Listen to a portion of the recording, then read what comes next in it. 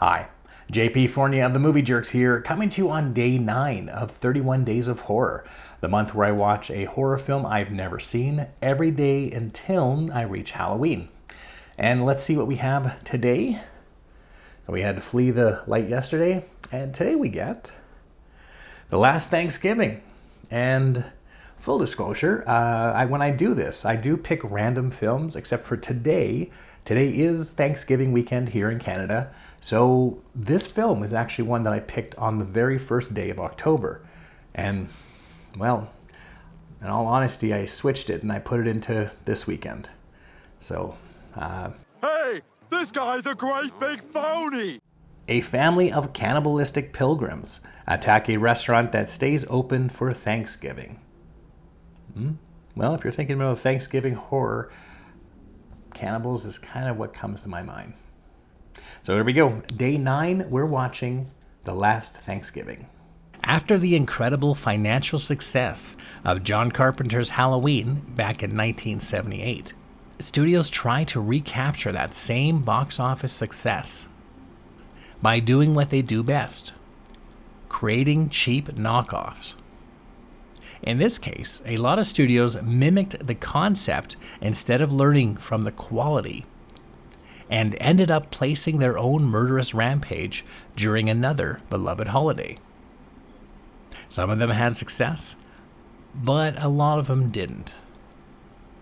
The Last Thanksgiving is an homage to those not-so-great grindhouse horror films that focus their attention on being more gimmicky, graphic, gory, if not goofy, in their kills, thinking that was the main attraction.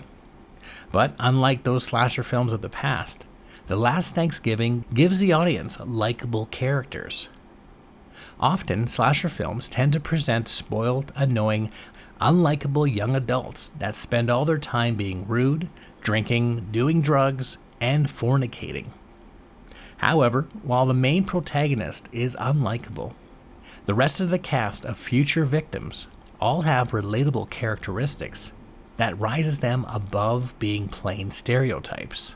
The young people are playing music and I want to show them how you and I grooved in the 80s. Woo!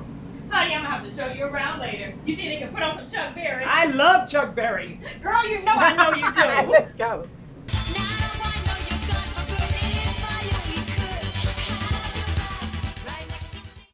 Now, for those who would find themselves renting, streaming, or purchasing a film like The Last Thanksgiving, the main attraction would have to be the gory kills.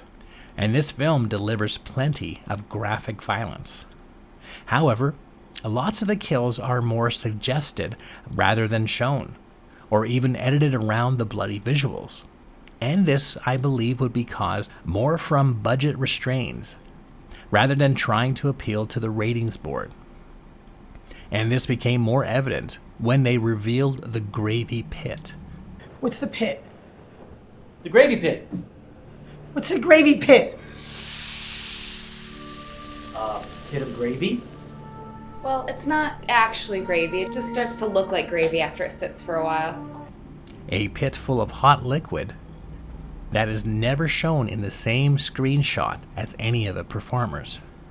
Now, this is made for a very specific audience, and for those seeking a film that captures the style and vibe of a low-budget yet ambitious 80s slasher horror film, this will fill that need. Crazy kills, an over-the-top reveal at the end, and a disturbingly nihilistic script, all backed up by an 80s synth-type score.